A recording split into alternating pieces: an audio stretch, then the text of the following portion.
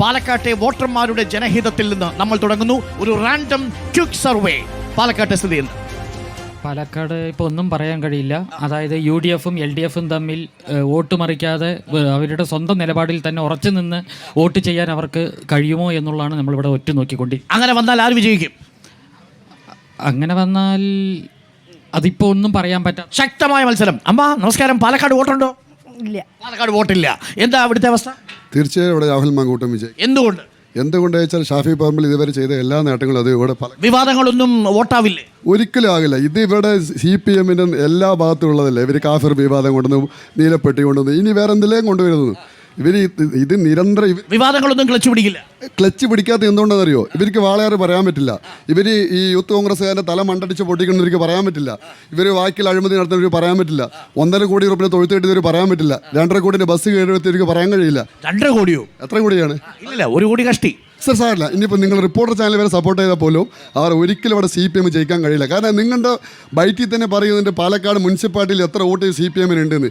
ഇവരിതിന് overcome ചെയ്യണമെന്നുണ്ടെങ്കിൽ ഇവർക്കും BJP-ക്കും തമ്മിൽ അന്തർധാര സജീവം ഉണ്ടെങ്കിൽ മാത്രമേ ഇവർക്ക് ജയിക്കാൻ കഴിയുള്ളൂ. എന്താ ചേച്ചി, ഇവിടുത്തെ പാലക്കാട് വോട്ടറാണോ? അതെ. എന്താ സാധ്യത? ഏത് വിഷയമായിരിക്കും തെരഞ്ഞെടുപ്പിൽ പ്രതിഫലിക്കുക? ഒന്ന് മുമ്പോട്ട് നിന്നാട്ടെ. സരിൻ വരും എന്നാണ് വിചാരിക്കുന്നത്. സരിൻ വരും. എന്തുകൊണ്ട്? ഷാഫി പറമ്പിൽ ചെയ്ത് സാച്ചുറേറ്റഡ് ആയ കേരളത്തിൽ കുറച്ച് മാറ്റം വരണമെങ്കിൽ സരിൻ വരണം. ഷാഫി പറമ്പിൽ സാച്ചുറേറ്റഡ് ആക്കിയോ പാലക്കാടിനെ?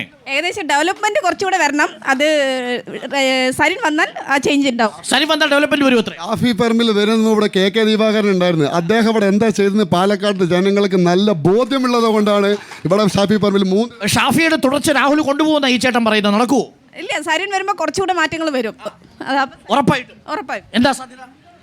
വട്ടിയൂർക്കാവ് ഈ സുഹൃത്തിന് അറിയാത്തതുകൊണ്ടല്ലേ ഈ ആത്മവിശ്വാസം.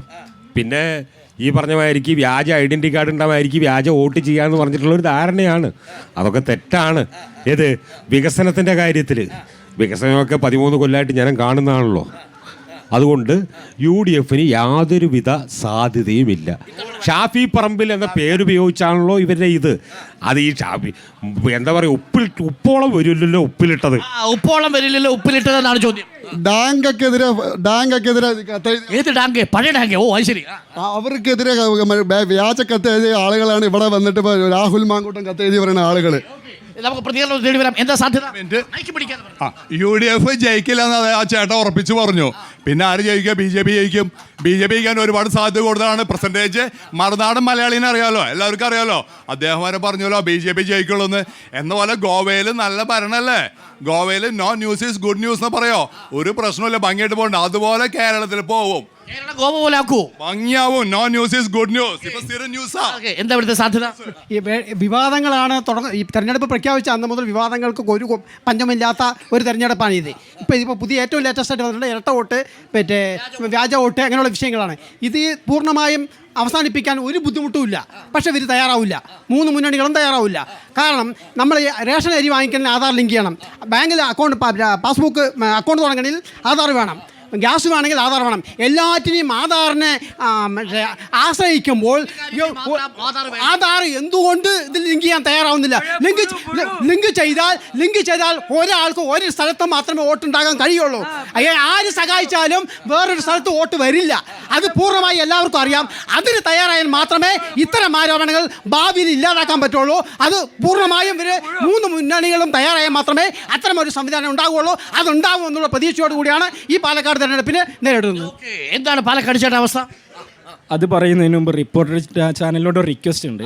ഇവിടെ കുറേ പ്രായമായ ആളുകളൊക്കെ ഈ പരിപാടിയിൽ അഭിപ്രായം പറയാൻ വരുന്നുണ്ട്. അപ്പോൾ ഇരിക്കാനുള്ളൊരു സൗകര്യം നിങ്ങൾ കസേരയെടുത്ത് എറിയൂലേ? നമ്മൾ കണ്ടിട്ടുണ്ട്. ഇവിടെ സരീന ജയിക്കുള്ളൂ. 100% സരീന ജയിക്കും.